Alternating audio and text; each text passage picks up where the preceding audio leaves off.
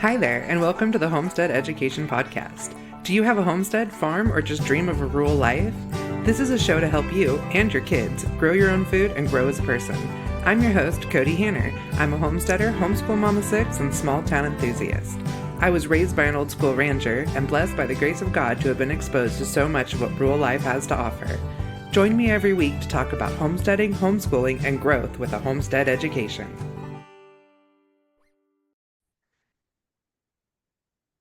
Hi, everyone, and welcome back to the Homestead Education Podcast. I have some really awesome guests here today that really hit home on that community that I'm constantly talking to you guys about building.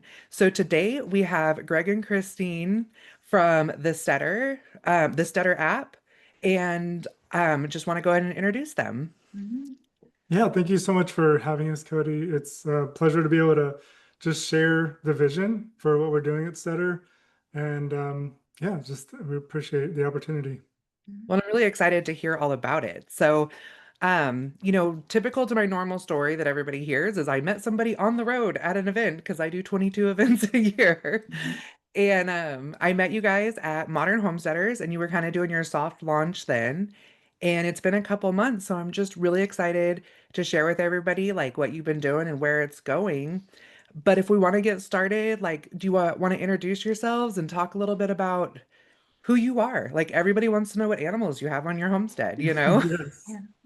Yes, absolutely. No, thank you again. So again, I'm here with my wife, Kristen, and it was really her original vision as we got started with homesteading ourselves, with this idea of a platform for homesteaders and what that would look like to really support this community mindset of homesteading together in rural areas, in community with one another, providing for one another, buying and selling from one another.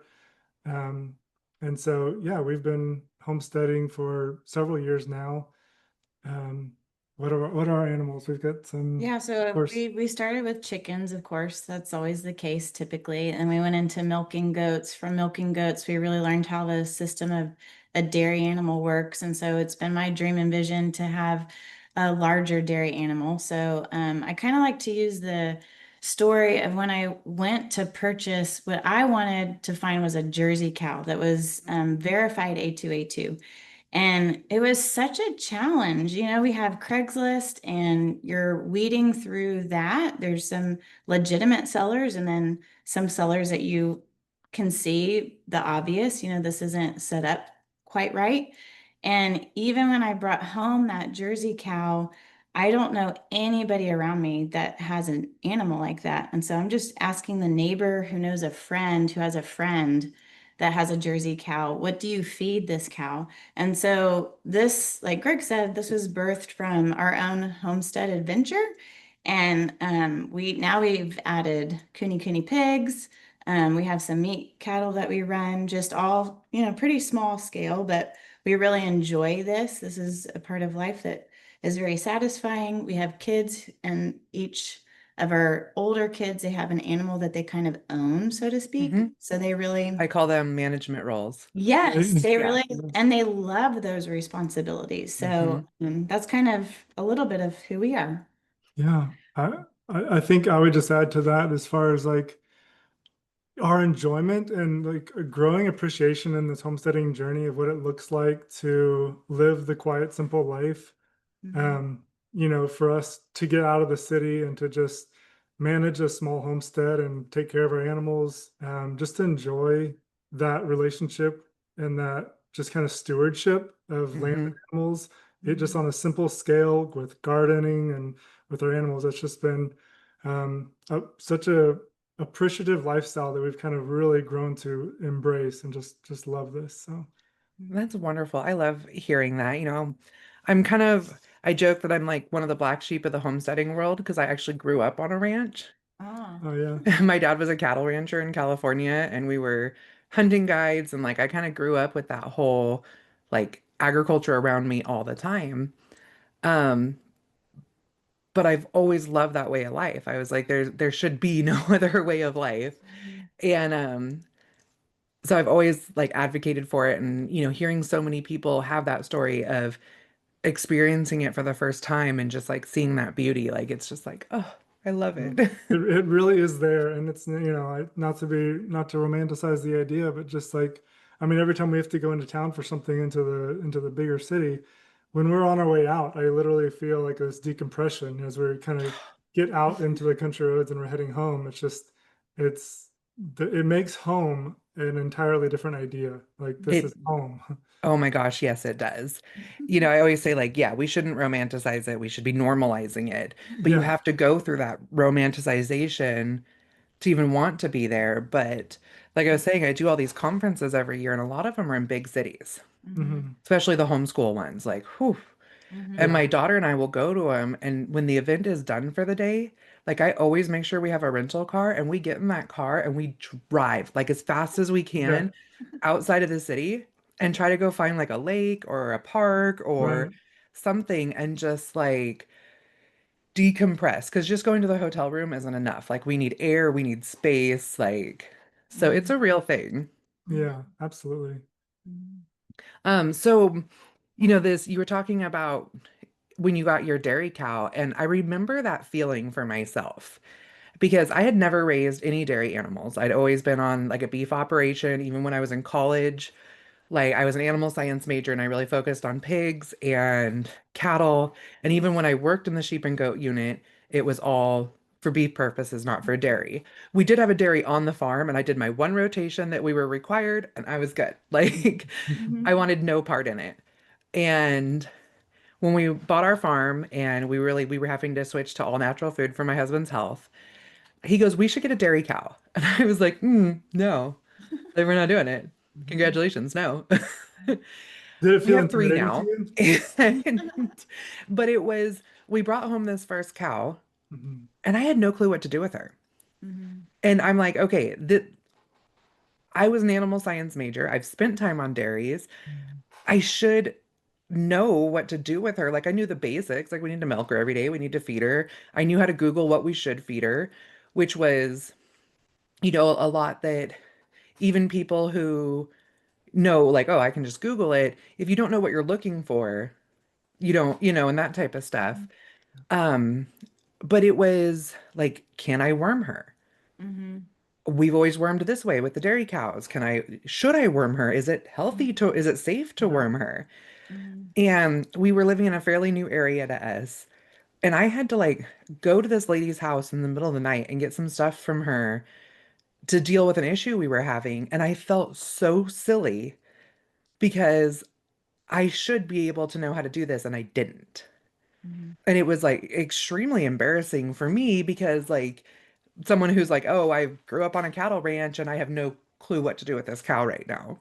Mhm. And so I remember that feeling, and that was actually why I started the Homestead Education podcast, Mhm. was because I wanted to help people answer the questions they didn't know to ask. Mhm. So it's like, you can get a dairy cow, but if you don't know that they need to be on specialty feed, you don't know to Google what specialty feed to feed them. Yeah. Right. And that, like, kind of those steps going on, because I would rather, animals have the best experience or that our land is treated the best than have people not know that they're supposed to do that. Right. And that was kind of my mission on what I started doing. So I really, like, I resonate so much with that story with Right. you. And every part of the country is going to have little nuances where what you can do with your dairy cow may be a little different than what I can do. Mhm. Hmm. And how we deworm and all of that. What are we looking for? And so learning from someone locally like you did, I think is very vital, but it's also difficult to find sometimes, especially if you're new to homesteading and you're also going into something new. Like when I was purchasing a dairy cow, I don't know anybody who has a dairy cow right now. Now Hmm. I do. But when I first got them, it's like, what do I do? I Google is helpful sometimes, but then you may Google something and realize, well, I don't have that option here. So, Yeah. Or even trying to find trustworthy sources on YouTube. It can be a lot of hunting around to try to find. mhm. It's a hard one because I was always a big one on, you need to find reputable sources. Well, you start going down those rabbit holes of, you know, agricultural studies that are put out there and standardized Mhm. um, publications and they don't fit the Mhm. small scale model and all. Right. Even if you get down to the extension office level, it's just not the same. And then yeah, you start searching influencers. Which ones are educators? Which ones are influencers? Mhm. Which Right. one? Because I'm going to tell you right now, I know a couple of influencers that I'm Mhm. like, please just stop. Yeah. Like, Yeah. Yeah. but then even like, let's look at like say Joel Salatin, wonderful educational Mhm. man, like um, lots and lots to teach. But Mhm. he lives in Virginia and I live in Idaho. There's things that I Right. would Right. not go off of his I agree. recommendations for what I'm doing with my farm. Right. Sure. Right. That's why, I mean, when we built Steader, we knew that it needed to have a very strong local focus to it. Mm, And so it's very much geographically local to wherever you are. Mhm. The idea is to connect and really engage in commerce with those around you to um, make those connections to find out, okay, well, yeah, I would have never known my neighbor, three places down is actually raising these pigs that I would be interested in learning Mhm. about or that kind of thing. That's a much richer connection than mhm. finding someone on YouTube and learning Mhm. from them. Well, and there's a lot of people who aren't interested in teaching. Like, you move into a neighborhood and you're, oh, I'd love to learn from you. Well, that's nice. Mhm. That's not in my time frame. Yeah. Or you go to like the, craggy old farmer down the road and you're like, what should I do? And he, like, I have a cow with a cut. And he's like, put gasoline in it. Like, and I don't even know. I just kind of like made that one up real quick. And you're like, do I'm what? not sure. Yeah. Yeah. And like you like Google it online and you're like, Yeah. no, that doesn't seem right. And then like a year later, you'll be talking to someone and they're like, the old timers used to always just put gas in it and it worked great. And you're Right. like, oh, maybe I should have Yeah. listened. Yeah. Yeah. Yeah. It's funny. Yeah, I mean, just to share a little bit about, because I like to share from the heart and the vision of Mhm. what we're doing and kind of matching that with our own worldview. We're definitely a Christian family.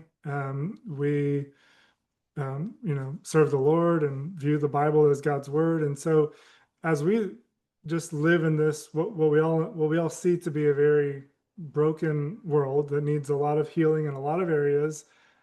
Food is one of those areas. Our soil is one of those areas. Our body's health is one of those areas. Our our community and societal like connections is one of those areas. Um, Absolutely. and so, I, and I've thought a lot about this, and um, I, if I had to kind of narrow down what is maybe one lens through which to make sense of all this, I really see it as in each of these areas, we've gotten away from God's Mhm. design for our food. We now Mhm. we've basically transferred that over to food engineers and scientists and global corporations which is now wreaking havoc on our health. We've relegated stewardship of our own kind of land and animals to Mhm. mega agricultural But whether these were gifts to us yeah, to steward. yeah, absolutely, absolutely. And I mean, and we can even sense that as I've shared a little bit about when we start to do this on a small scale around for ourselves, Mhm.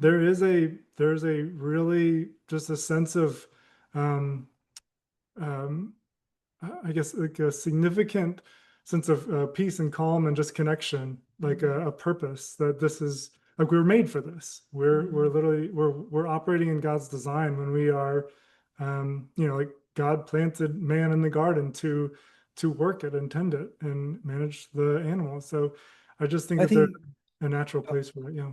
I think you really hit the nail on the head with purpose. Hmm. As a society, like we have zero purpose. Mhm.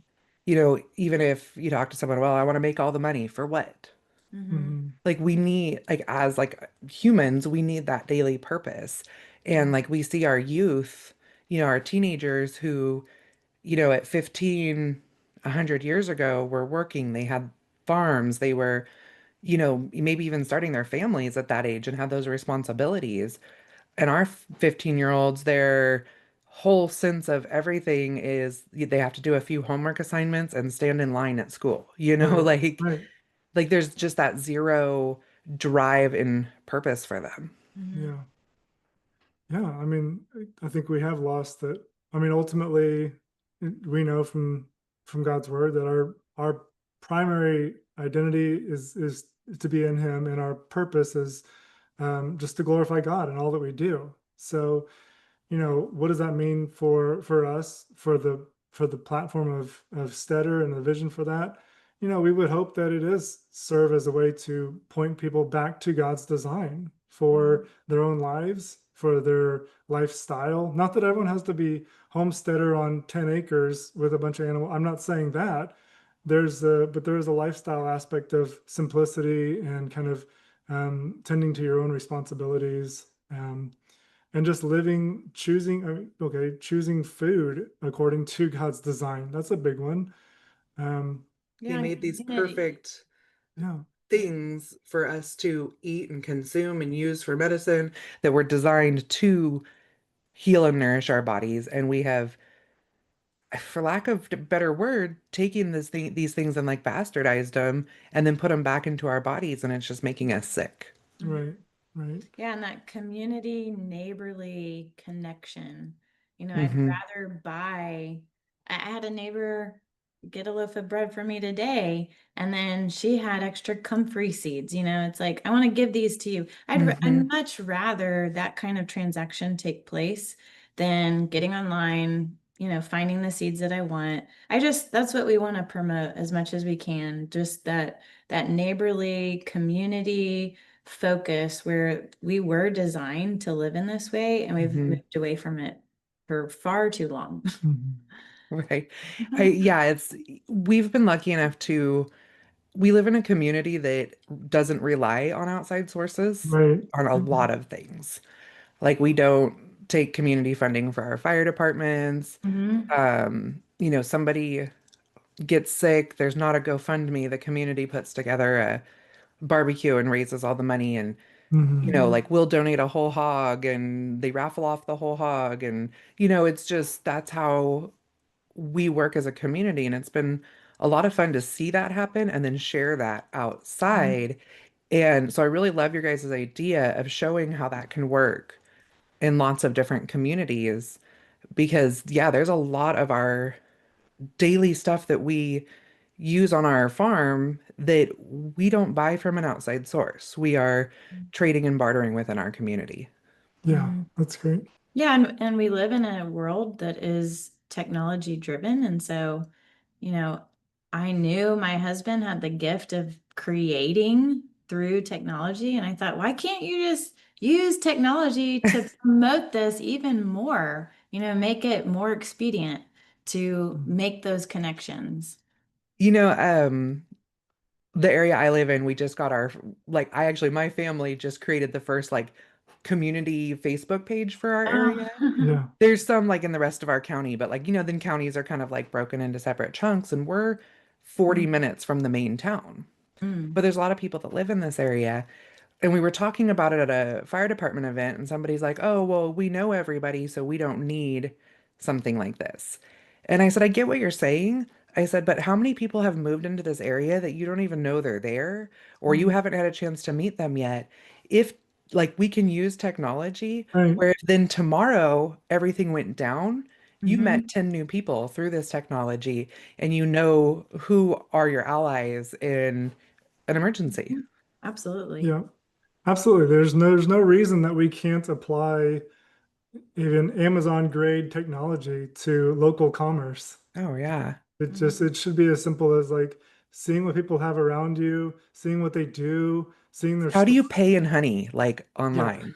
Yeah. Like I can put my price, like I have like 10 pounds of meat, like the That's right. cost is like we Right. take you like instead of like clicking like PayPal or Visa, you can say like honey or eggs. Like Right. Mhm. That'd be funny. sorry, that was just I thought that would be really fun. We've got our own currency. Yeah.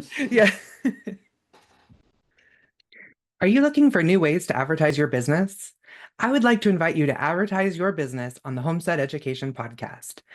Did you know that 60% of listeners will make a purchase after hearing an ad on a podcast? Why is this? Because personal connections and credibility from someone they truly trust will give you the best conversions. My podcast has been on the air for over 3 years now, and with an average of 5,000 downloads per episode and tons of long-term listeners, you're bound to have somebody who will find that credibility in me. All ad spots will be promoted on YouTube, Instagram, Facebook, and my weekly newsletter. I have podcast sponsorship spots available that are affordable for all business sizes. And all advertising revenue will be used towards my educational outreach in the form of travel costs, curriculum development, supplies, and the administration of such activities. Go to my show notes now or visit thehomesteadeducation.com/podcast-sponsorship. I hope to hear from you soon. Yeah. Because yeah, we do that a lot. My husband, he does mechanics on the side.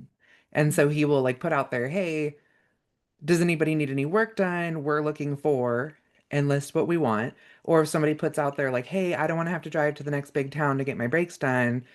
Can somebody do that for me? I can pay or barter. Right. And I mean, we've gotten like, I don't know, like 2 5-gallon like buckets of honey for some work that he did. I mean, it was amazing. That is amazing. Yeah, it is. It's about making connections and discovery of other people around you easier. That was kind of like the original part of the vision was, I remember part of it was this was before we got our Kuni pigs. We were looking for this particular breed, and it was really hard to find until we actually saw a post on a kind of our neighborhood feed store. Someone who had some posted, and we were able to contact them through that. But that just goes to like, without that, we would not have been able to find anything local. There's just a platform for our life, our lifestyle of sharing what we're doing, sharing what we have with our neighbors. I'm so happy that you guys are doing that. And, I think it's also could really help encourage other people to want to really know what the word for it is. Like, sometimes I feel frustrated. Like, I raise all this meat and sometimes I can't have enough of it in stock. Sometimes nobody buys meat from me in months, and I've already sent pigs to the butcher because I was selling out so fast. And I'm like, what is the point of this anymore? Well, I'm on a large scale. What about somebody who's like, I just love selling my tomatoes every year, but half the time they go to waste, so maybe I'm just not going to do it anymore.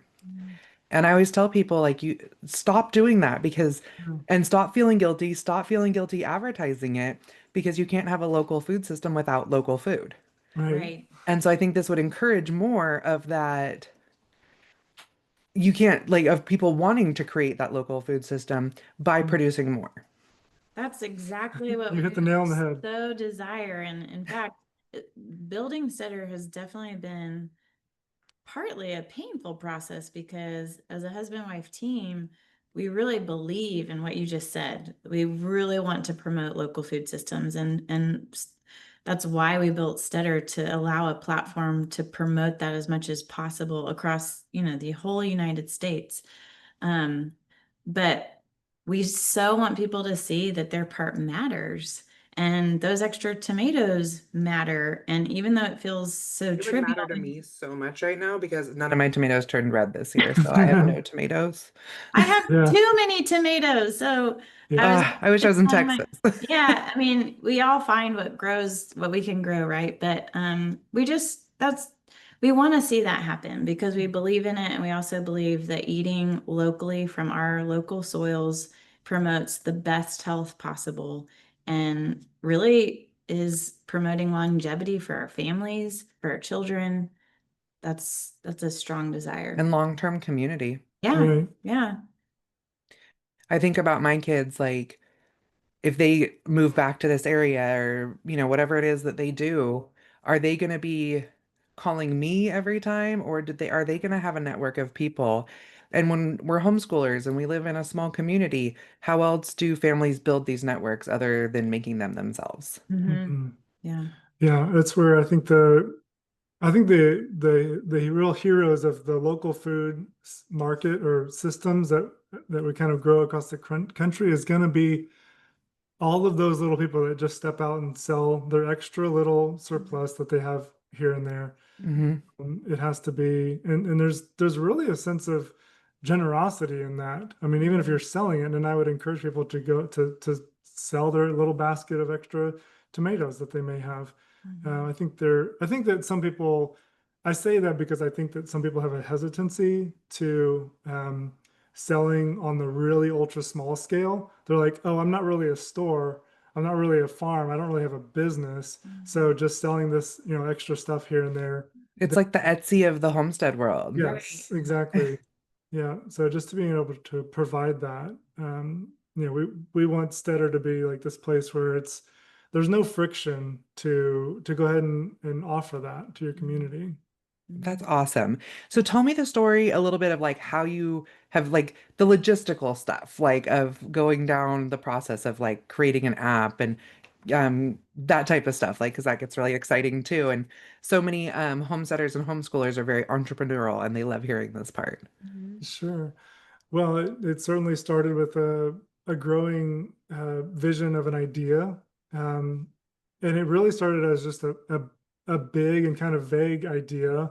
Hmm. This came from Kristen. We were just kind of on a walk about, um, again, from our own struggle of just trying to figure out how do we connect with those around us. I mean, it was really as simple as that. How do we find out who's doing what around us, growing what, raising what, and so that we can connect with them and learn and trade. And so that was, but it took a long time. And the challenge was taking that big idea all the way down to the design and the code of an app that runs on a platform that actually works out all these details. See, like I'm techie, but then somebody's like, "Can you build an app?" That like that's a hard no.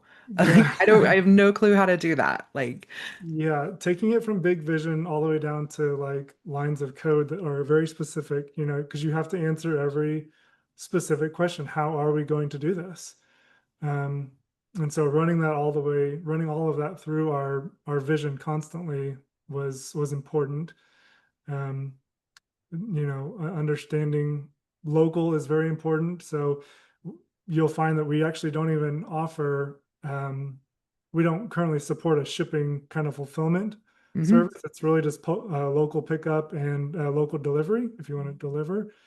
Of course, we don't mind at all if someone wants to ship something and they arrange that with between buyer and seller. Of course, that's fine. But the app is really designed top to bottom to be very local focused. Um, and so what did that look like as far as our team and developing, getting it all off the ground? There was several of us. There was a whole design agency that was very talented that we were able to work with. They were very excited about the project from the start, from the idea of it. And then from there, I've also It's got, always amazing when you can find a team that sees that vision. that's so critical. Yeah, I because know that has to come through. coming from kind of a niche market, it's hard finding people that can see what that vision is. Right. Yeah. I remember when I first came out with my curriculum, I Mm, tried to find a publisher and everybody was like, too Mhm. niche, not gonna happen. And now I have publishers coming to me and I'm like, you Yeah. weren't there when I needed you. Yeah. right.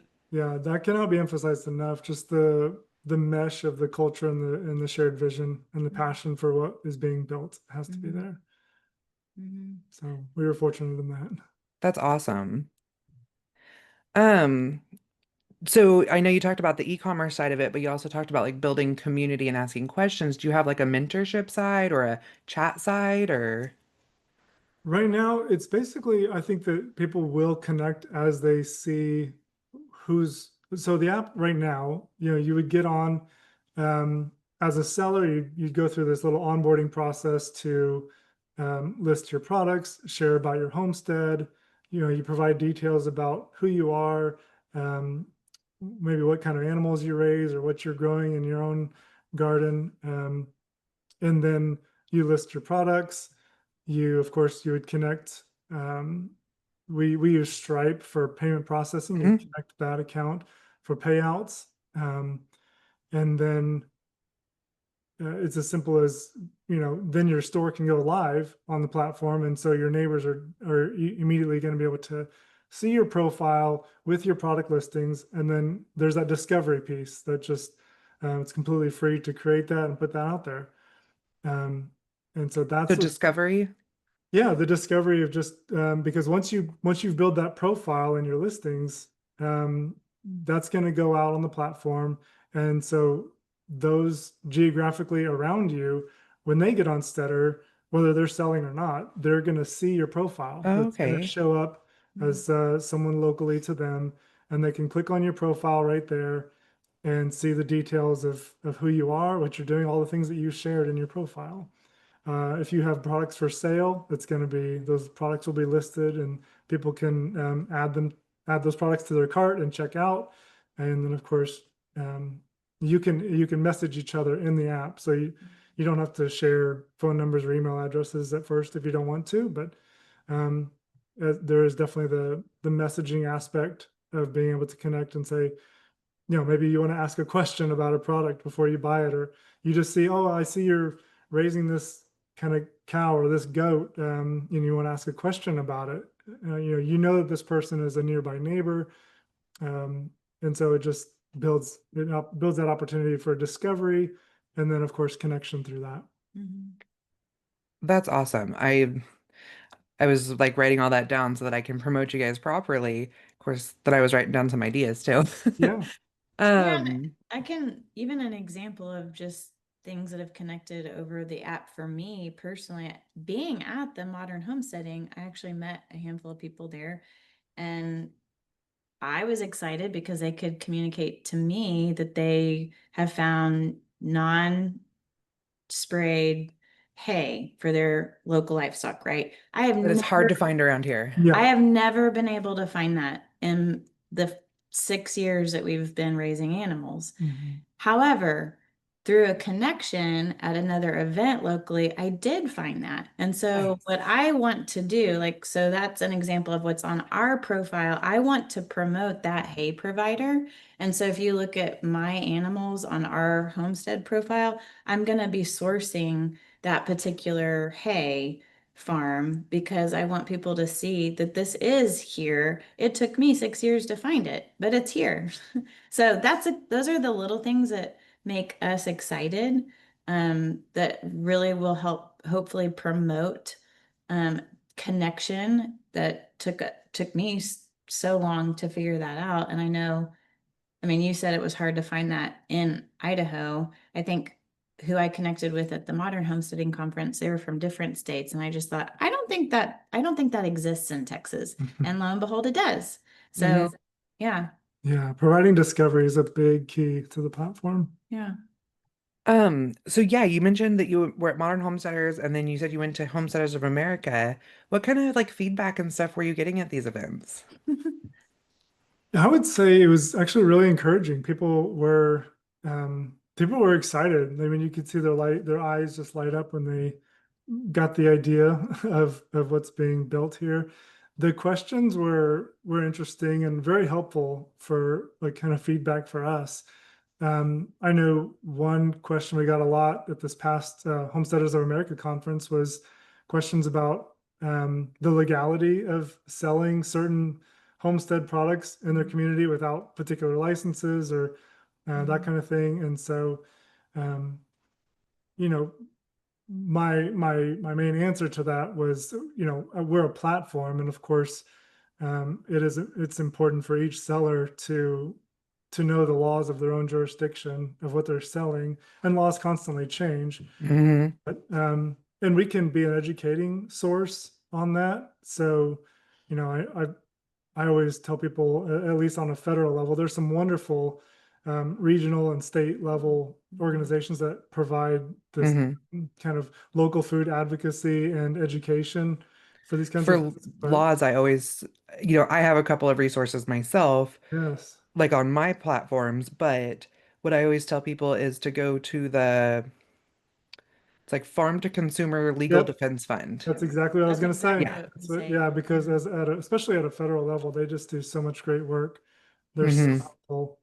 Here in Texas, there's also the Farm and Ranch Freedom Association is very active. Mhm. And Virginia had their own kind of It's called VICFA. They're kind of local, Mhm. similar type of organization. So yeah, I think sellers do need to get educated in what they can sell. But the platform is also, you can't just sell anything on Steader. It has to be from a select category of type of products. So um, it's kind of a protected platform from general marketplaces where you might see what you're looking for right next. You don't have to sort through used furniture and old Mhm. appliances or something to try to find what you're looking for. It's a platform dedicated to true um, But homesteading. would I be able to find an old milk fridge on there? We could get that. I mean, as long as it's going to be on the Related somehow to, Right, yeah. right, yeah. yes, I just kind of thought of that and I'm yeah. like we're always like we had this brand new freezer and my husband was getting it ready for an inspection we were having and he drilled a hole right through the freon. Oh, no. And we have this whole freezer full of meat, Yeah, like, and yeah, we hopped on a marketplace and found like a sure. freezer and he ran down the road real quick and we swapped it That's out great. before they came. And I was like, having like those, like, I mean, that's a freezer, but sometimes those supplies are so, like, we're out of milk filters right now, and the closest place we can buy them is over an hour away. Oh, wow. Yeah. And I mean, I could order them online, but Someone has some milk filters near you. I can they almost do, guarantee yeah. it. Yeah. I could Yeah. probably get around to it, but I found like a stack that my little boys were using as they had stole a box for Mm. not stole, but like it was a half like empty box and they were using it when you put ink on the milk filters, it like spreads and looks really Mhm. cool like Mhm. fireworks. Mhm. And I found that box and half of them Oh, hadn't been touched. So nice. Yeah. Yeah. I mean, now everybody's children's gonna be using all the milk filters yeah. for Yeah. Yeah. I just keep thinking of prompts and that have happened to us over the course of time. I remember hearing Joel Salatin on a podcast one time describe every community should have a setup for butchering chickens. yeah. And that was another pin, like just a steady mark in my mind that probably led us to these conversations of why can't you have a platform where if I have that, I'm promoting it and saying, hey, this is for, I would love for this to be for community use. I have this set up. We use it twice a year. I would love if it could be used, more frequently to promote more people raising their own meat. And in addition to that, some of the other thoughts that we had in the process, every time I order meat chicks, I'm always trying to collect with neighbors. Who wants some meat chicks? Because that Yeah. shipping is going Yeah. to go way down if I can buy more, right? And so just hmm collaborating and connecting together, those are just kind of the fueling those fueling thoughts that kept building this in our mind. Like we want this to be big. It feels a little bit like you create Greg did a lot of the creation because this is not what I do. But it feels a little bit like you created a seed and you're planting it and you're really Mhm. hoping that the spark of community will be an effort for everyone in this world of homesteading to use this tool. Yeah. Yeah, well, I think a lot about the food laws as people chat more with each other. Because I Mhm. think that it's kind of portrayed to us that we aren't allowed to sell raw milk. We aren't allowed to sell meat Right. that we raise on our homesteads. And it's that they don't come out and say, you aren't allowed to sell 1 pound of burger to your neighbor, but you are allowed to sell half a hog to your neighbor. Right. Right. Yeah. And that's not like the caveat in the laws that are shared with us, and they call them like white sheets or something from, at the federal level. And I actually complain about these a lot. If you have all of these exemptions for small farmers and local communities, why aren't those advertised just as much as what we aren't allowed to do? Right. Yeah. Right. That's why I think those local, just those law advocacy organizations, Mhm. they're very helpful in answering those questions. Like, oh, I didn't realize I actually can sell our raw milk to our neighbors, but we just have Right. to do it the legal route, which is it's a legal loophole, I guess, but, creating herd Like, shares or milk shares. I was a food safety specialist for 10 years, and so I always joke that I'm the queen of loopholes Yeah. because I've worked as a small farmer and I've worked, in the food safety field. I actually did consulting for a long time. And so I've gone to a lot of the rogue food events that Joel Salatin and John Moody put on. And I said, hey, you guys should let me speak one of these years because I could, I could get up there and actually tell people how they're actually not doing rogue Right. food, that what they're doing actually is legal. It is legal. And of course, John, that doesn't make for very good TV, Kody, like and I was like, I know, but that's what people are here for, is they want to like empower each other. And Mhm. he goes, well, we kind of have an unofficial rule. You have to have been arrested before you get to speak. And I said, do I have to be arrested for a food thing? And he was like, Hmm. Yes. never mind. Yeah, I was like, well, okay, I tried. Yeah. that's Yeah. But they're always fun guys to talk with because they are pushing, and it's true. It doesn't make for very good TV to just say, "Hey, there's all these loopholes." They want to be like, "Hey, the government's coming in and stopping us from food freedom," and that makes for the good TV. But honestly, there is all these wonderful loopholes that as you build community, you learn what those actually are.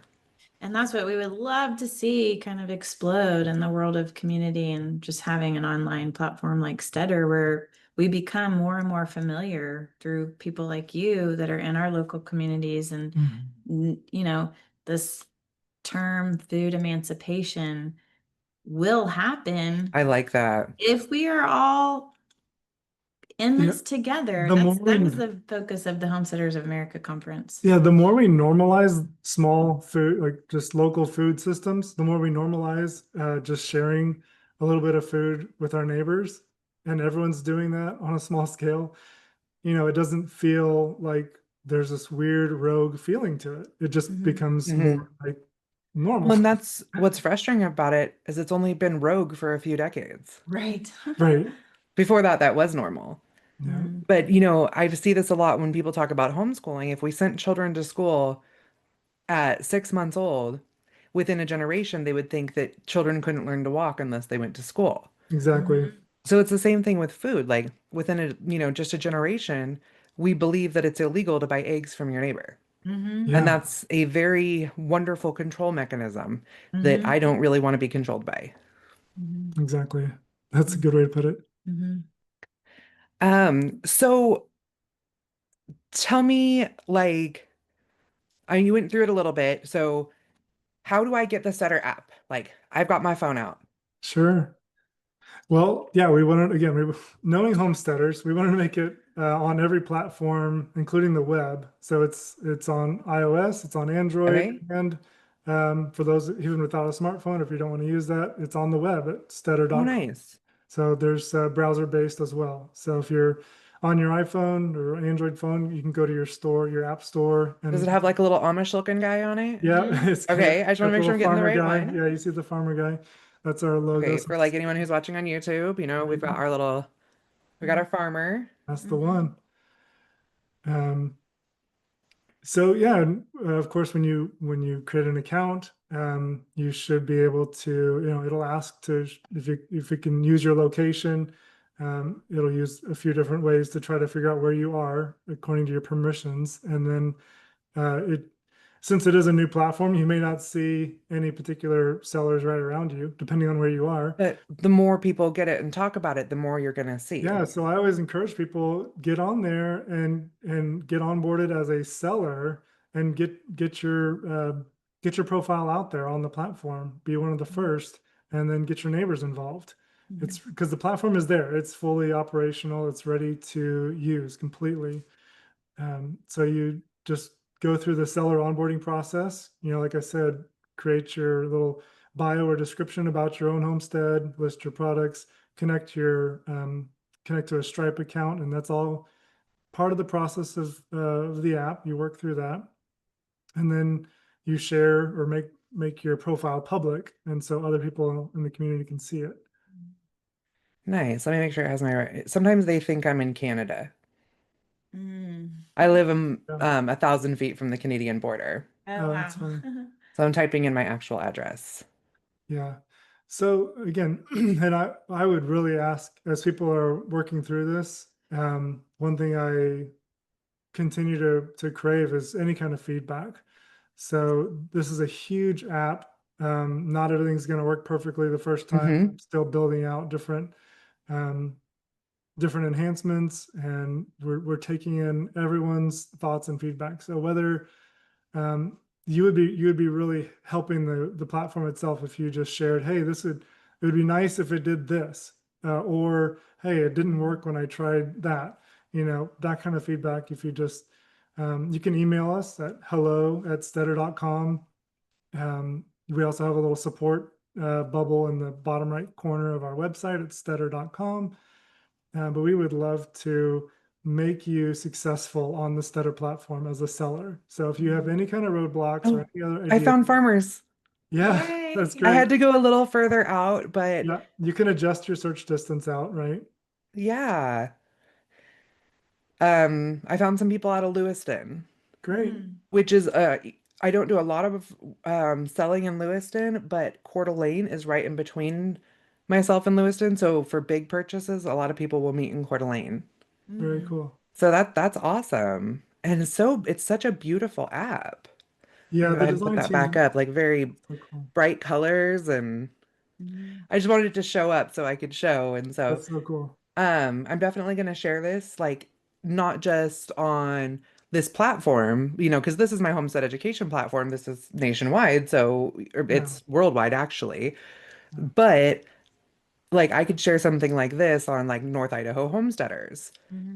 And so I really encourage everybody who's listening, go download the app, whether you see people or not, share it on your local Facebook pages, because I know that we all have our local pages, whether it's an actual like homestead or farming page. There's, all sorts of barter and garage sale pages and that type of stuff that you could share on. If you're a member of the, ladies homestead gathering or something like that, where you have those connections, you guys make sure you're getting out here and sharing this, because this is amazing, because it's set up for what we want. And it sounds like these guys are really wanting to make sure that it meets all of our needs. So Yeah, that's a that's strong. awesome, guys. Yeah. So do you have any features that are, coming up in the future, or like something that you've heard a lot of feedback on or something like that? One feature that we're rolling out just now is being able to share what we call stories, or basically like posts.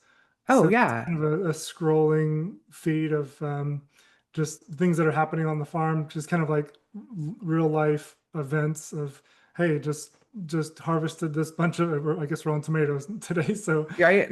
just harvested this bunch of tomatoes, or hey, I just we got these extra pigs, or just whatever your little homestead stories are along the way, to be able to share that with your community. um I think it's kind of a neat way to, again, just to connect with each other and see what's going on around you.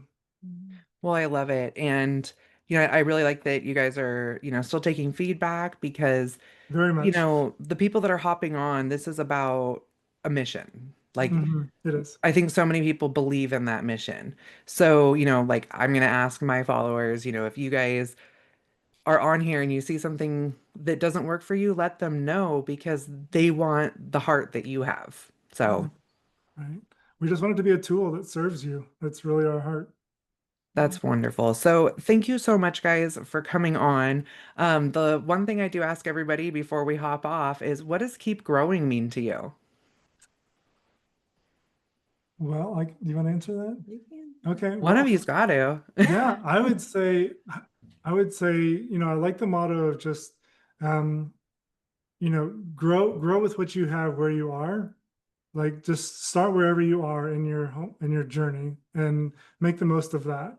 And then just, keep taking one step at a time. I think people get overwhelmed with the idea of, I need to learn all the homesteading skills today. And I just would encourage people to really slowly, one project at a time, just keep learning, and don't feel overwhelmed or intimidated by taking one more step of learning something else. That's perfect. So, I know you mentioned that we could find you on all the major apps, and then it was stutter.com. That's right. Just like Homesteader without the home, it's steader.com. All right. And then are you guys are on social media yourselves? We are, we are on Instagram, Facebook, some others. My wife and I are not big into social media, but we have family that do help us in running those. Well, it's one of those ones, like, I know you're promoting your own platform, but everybody else finds you in these places. So, Instagram is probably a good place, and so is Facebook. Right. all right. Well, I will make sure I link all this in the show notes. And it was so nice visiting with you guys today. Thank you for having us. Thank you so much. Yeah, thank you. Thank you for joining me today at the Homestead Education, and I hope that I have given you something to think about this week. To help others find me, please comment and leave a review on your favorite podcast player. You can also follow me on Facebook at the Homestead Education and Instagram at homestead_education. Do you have questions that you would like answered or just want to say hi? Please email me at hello@thehomesteadeducation.com. Until next time, keep growing!